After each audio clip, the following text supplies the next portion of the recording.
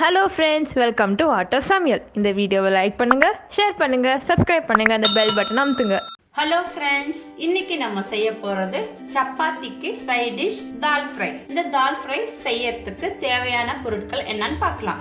துவரம்பருப்பு 1 கப், பாசிப்பருப்பு 1 கப், கடலைப்பருப்பு 1 கப். இந்த 3 பருப்பையும் அரை மணி நேரம் நல்லா கழுவிட்டு தண்ணியில ஊற வச்சிருக்கேன். மஞ்சத்தூள் 1/2 டீஸ்பூன், பெருங்காயம் 1/2 டீஸ்பூன், கரம் மசாலா 1 டீஸ்பூன், ஜீரகம் 1 டீஸ்பூன், கஸ்தூரி மேத்தி 1 டீஸ்பூன், பூண்டு 5 பல்லு பொடியா கட் பண்ணியிருக்கேன், இஞ்சி 1 துண்டு நீளவாக்குல கட் பண்ணியிருக்கேன், காஷ்மீரி சில்லி பவுடர் 1 டீஸ்பூன், மல்லி இலை தேவையான அளவு, உப்பு தேவையான அளவு, பெரிய வெங்காயம் 2 பொடியா கட் பண்ணியிருக்கேன், காஞ்ச மிளகாய் 2, கருவேப்பிலை சிறிதளவு, தக்காளி 3 பொடியா கட் பண்ணியிருக்கு, மிளகாத்தூள் 3/4 டீஸ்பூன், நெய் 1 டேபிள் ஸ்பூன், எண்ணெய் 2 டேபிள் ஸ்பூன். இதுதான் தால் ஃப்ரை செய்ய தேவையான பொருட்கள். ஃபர்ஸ்ட் நம்ம பருப்பு எல்லாத்தையும் வேக வைக்கணும். அதுக்கு ஒரு குக்கர் எடுத்துக்கலாம். அதுல ஊற வச்ச பருப்பெல்லாம் போட்டுடலாம். கடலைப்பருப்பு, அடுத்து துவரம்பருப்பு, அடுத்து பாசிப்பருப்பு.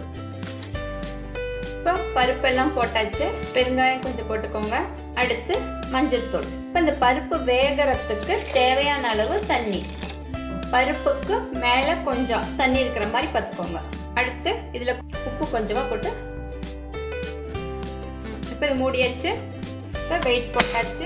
இனி இதை 2 விசில் வர வரைக்கும் இதை வேக வைக்கலாம். இப்போ 2 விசில் வந்துடுச்சு, விசில் இறங்கிடுச்சு. இப்போ நம்ம திறந்து பார்க்கலாம்.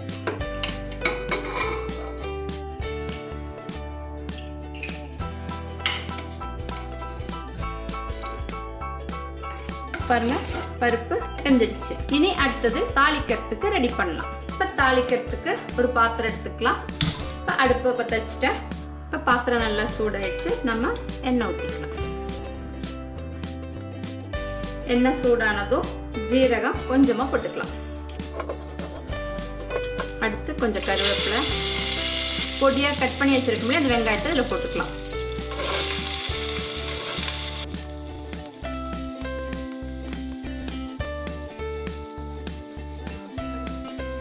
இப்போ வெங்காயம் வதங்கிறதுக்கு தேவையான அளவு உப்பு பார்த்து போட்டுக்கோங்க. நம்ம ஆல்ரெடி பருப்புலேயும் உப்பு போட்டிருக்கோம். இப்போ வெங்காயம் நல்லா ப்ரௌன் கலர் வர வரைக்கும் வதக்கணும்.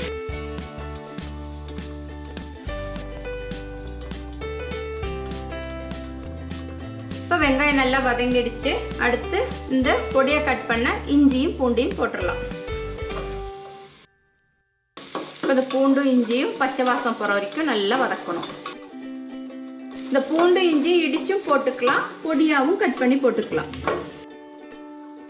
இப்போ இஞ்சி பூண்டு நல்லா வதங்கிடுச்சு. அடுப்பை சிம் பண்ணிட்டு அடுத்து நம்ம எடுத்து வச்சிருக்கிற தூள் எல்லாம் அதில் போட்டுடலாம். மிளகாத்தூள், அடுத்து கரம் மசாலா,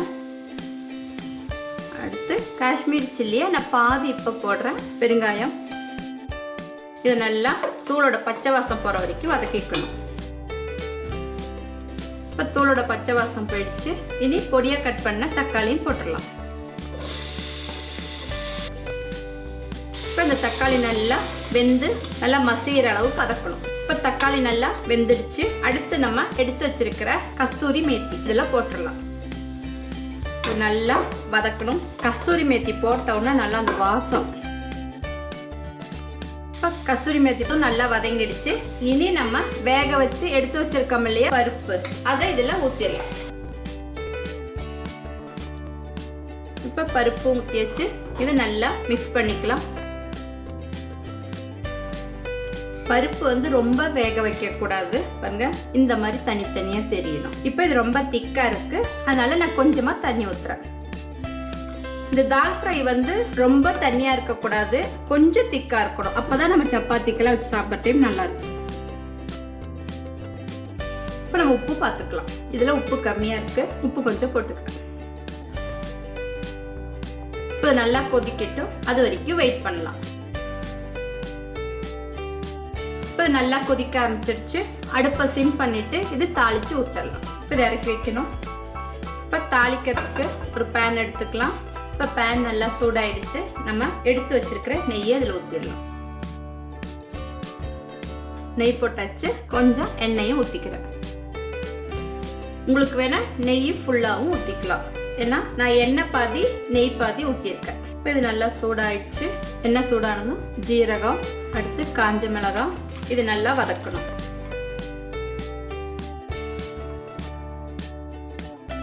இப்போ ஜீரகம் நல்லா பொரிஞ்சிடுச்சு. அடுப்பை சிம் பண்ணி வச்சுட்டு மீதி எடுத்து வச்சிருக்கோம் இல்லையா, அந்த காஷ்மீர் சில்லி பவுடரை இதில் போட்டுடுறேன். இந்த தூளோட பச்சை வாசம் போனதும் அடுப்பை ஆஃப் பண்ணிட்டு இந்த தாளிச்சதை நம்ம இந்த பருப்புல தாளிச்சதை ஊற்றியாச்சு. அடுத்து எடுத்து வச்சிருக்கிற மல்லித்தலையை இதில் போட்டுடலாம்.